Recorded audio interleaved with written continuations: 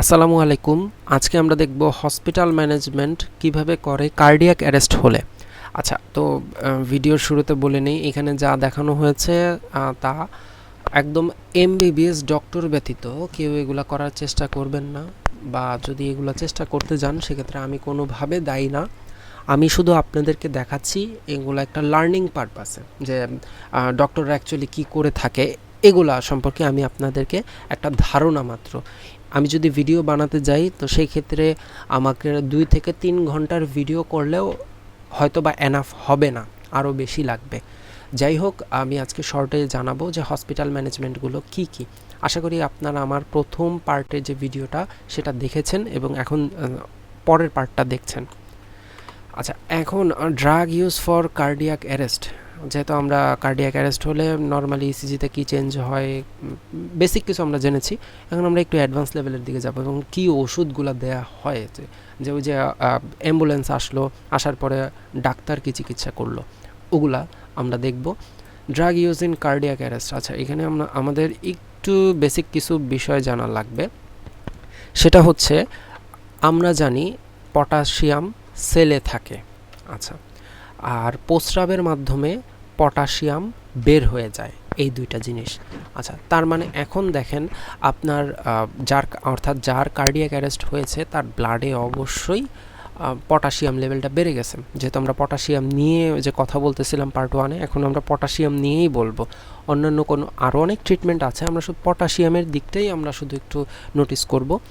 তো সেখানে আমরা ইনসুলিন এবং গ্লুকোজ দিতে পারি। তো এখানে যেটা ওই যে আমরা জানি পটাশিয়াম সেলে থাকে, তো এটাকে সেলের মধ্যে পাঠিয়ে দিবে। পটাশিয়ামটাকে ইনসুলিন প্লাস গ্লুকোজ এই পটাশিয়ামটাকে সেলের মধ্যে পাঠিয়ে দিবে। আর হচ্ছে এগুলা লুপ ডায়ারেটিক, এগুলো হচ্ছে প্রস্রাবের মাধ্যমে পটাশিয়ামগুলোকে বের করে দেবে। তো রিমুভ পটাশিয়াম ফ্রম বডি। আচ্ছা, ডায়ালিসিস করার মাধ্যমে অতিরিক্ত পটাশিয়াম বা অন্যান্য যে ক্ষতিকর পদার্থগুলো যদি থেকে থাকে সেগুলোকে বের করে দেয়া হবে। আচ্ছা, তো এগুলা ক্যালসিয়াম গ্লুকোনেট, আমরা যেহেতু ইনসুলিন, গ্লুকোজ আর লুপ ডায়ারেটিক, ডায়ালিসিস এগুলো হচ্ছে আমরা জেনেছি। এখন ক্যালসিয়াম গ্লুকোনেট, এটার কাজ কি? এটার কাজ হচ্ছে আপনার হার্টটাকে, কার্ডিয়াক অ্যারেস্ট হওয়ার পরে আপনার হার্টটাকে সেফ রাখবে।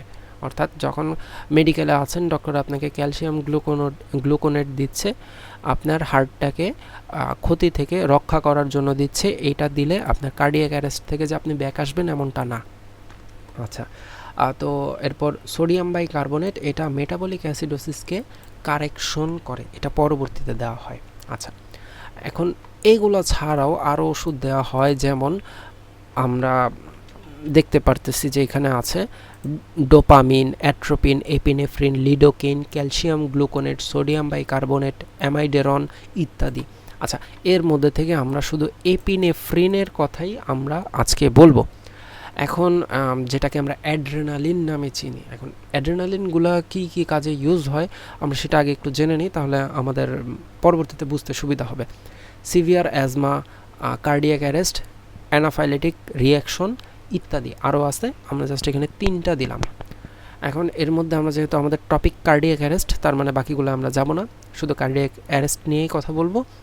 এখন dose for adrenaline in cardiac arrest, সোজা বাংলা ভাষায় যদি আমি বলতে চাই তাহলে হচ্ছে একটা অ্যাম্পিউল নেবেন অ্যাড্রেনালিনের, নিয়ে সিরিজ নেবেন, সিরিজের মধ্যে 1 অ্যাম্পিউল অ্যাড্রেনালিন নেবেন, যতটুকুই থাকুক। 1 অ্যাম্পিউল হচ্ছে 1 ml হচ্ছে নেবেন। 1 ml নিয়ে তারপরে ওই সিরিজের মধ্যেই আরও 10 ml নর্মাল স্যালাইন অথবা ডিস্টিল ওয়াটার মিক্সড করবেন। মিক্সড করলে তখন সেটা আইভি অর আইও রুটে আপনি প্রত্যেক 3 থেকে 5 মিনিট পর পর দিবেন, যতক্ষণ না সে আপনার কার্ডিয়াক অ্যারেস্ট থেকে রিকভার না হয়। আচ্ছা, এটা আপনি দিতে পারেন প্রত্যেক 3 থেকে 5 মিনিট পরে, এর আগে দিবেন না। এখন এগুলা তো আপনি হচ্ছে দিলেন, অ্যামাইডেরন দিলেন, অ্যামাইডেরন হয়তো আপনি ডোজ অনুযায়ী দিলেন। এরপর হচ্ছে অ্যাড্রেনালিন দিলেন, এগুলো আপনি অনেক সময় ডোপামিন কাজ করে না, অ্যাট্রোপিন কাজ করতে চায় না, তখন আমরা এপিনেফ্রিনটাই হচ্ছে বা অ্যাড্রেনালিনটা এটাই হচ্ছে নর্মালি প্রেফার করা হয়। আচ্ছা, এগুলো দেখলাম। এরপরে হচ্ছে দেখলেন যে কোনো কাজ হচ্ছে না, এখন হচ্ছে আপনাকে শক দিতে হবে, রোগীকে শক দিতে হবে। শক দিলে কিভাবে দিবেন, ওই যে বলে নিচ্ছি আবারও, এগুলো কিন্তু আপনাকে দেওয়ার জন্য বলা হচ্ছে না। যে আপনি যদি নন মেডিকেল পারসন বা এমবিবিএস ডক্টর না হয়ে থাকেন তাহলে এগুলো হচ্ছে করবেন না। এটা হচ্ছে আপনাকে জানানো, একটা ধারণা দেওয়া মাত্র যে ডক্টররা এগুলো ভিতরে এগুলো করে থাকে। সোজা ভাষায় শক ম্যানেজমেন্ট আমরা ডিফাইব্রিলেট করব 200 থেকে 300 জুলের মধ্যে, এটা দিয়ে আমরা শক দিব। এখন শক কিভাবে দিব, শকটা দিব হচ্ছে আপনার রাইট ক্লাভিকেল, এখানে বুকের যেই এটা আছে রাইট ক্লাভিকেলের একটু নিচে, এবং চেস্ট অ্যাপেক্সের লেফট আপনার যেই অ্যাপেক্সটা আছে এইখানে একটু বাম দিকে আমরা হইতেছে প্যাডেলটা রাখবো। দুই দিকে দুইটা প্যাডেল দিব, এবং হচ্ছে অক্সিজেন মাস্ক যদি দেয়া থাকে বা ভেন্টিলেটর দেওয়া থাকে অক্সিজেনটার সাথে সাথে ডিসকানেক্ট করে দিব এবং বলবো যে clear everyone, oxygen clear everyone, oxygen clear, এটা বলবো। তার মানে এখানে আমরা অক্সিজেনটা, রোগী এখন অক্সিজেন পাবে না। হ্যাঁ, ভেন্টিলেটরে থাকুক বা যেখানে অক্সিজেন মাস্ক দিয়ে আপনি যেভাবে অক্সিজেন দেন না কেন অক্সিজেনটা উঠায় ফেলতে হবে।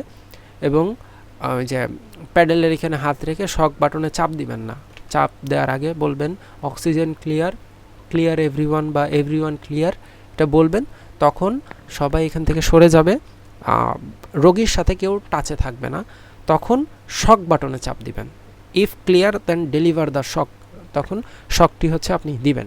দেওয়ার পরে আপনি ইসিজি মনিটরের দিকে দেখবেন যে ফিরে আসছে নাকি। যদি দেখেন যে আপনি প্যাটার্ন চেঞ্জ দেখতে পারতেছেন ইসিজিতে, বা এটা রোগী রিকভার হয়েছে, তাহলে আপনি সিপিআর দিবেন না। যদি না হয় এগেইন আপনি আগের প্রসিডিওরগুলো ফলো করেন, অর্থাৎ অ্যাড্রেনালিন দেন, সিপিআর কন্টিনিউ চলবে, অক্সিজেন আপনি দিতে থাকেন, ভেন্টিলেটর বা হচ্ছে অক্সিজেন দিয়ে মাউথ টু মাউথ আপনার যেভাবে আর কি প্রসিডিওরগুলো ফলো করা হয় সেভাবে ফলো করে তারপর হচ্ছে কন্টিনিউ করেন।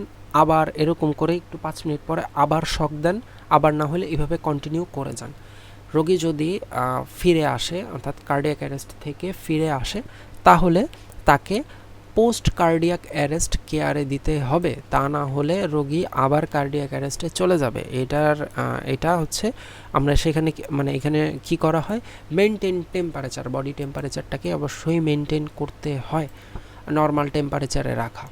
তো নর্মাল টেম্পারেচারে যদি না থাকে রোগী আবার কার্ডিয়াক অ্যারেস্টে চলে যাবে। তার মানে আপনার আবার প্রথম থেকে যে ইয়েগুলো আছে সেগুলো ফলো করতে হতে পারে। প্রথম থেকে বলতে কি আবার হয়তো প্রয়োজন বোধে, এটা ডক্টর বুঝে হয়তো বা আবার তাকে হচ্ছে ইনসুলিন দিতে পারে বা ফিউরোসামাইড দিতে পারে। এখন রোগী পোস্ট কার্ডিয়াক অ্যারেস্ট থেকে যে সোডিয়াম বাই কার্বনেট মেটাবলিক অ্যাসিডোসিসকে কারেক্ট করবে। তো এইখানে যে টেম্পারেচার মেনটেন করবে এবং মেটাবলিক অ্যাসিডোসিসটা হচ্ছে কারেক্ট করবে সোডিয়াম বাই কার্বনেট দিয়ে। তো এই ছিল আজকের ভিডিওটা আপনারা দেখলেন, আশা করি ভিডিওটি ভালো লাগলো, আপনারা অনেক কিছু জানতে পারলেন। যদি এরকম ভিডিও আরও দেখতে চান বা আরও কিছু জানার থাকে তাহলে হচ্ছে কমেন্ট করে আমাদেরকে জানাতে পারেন।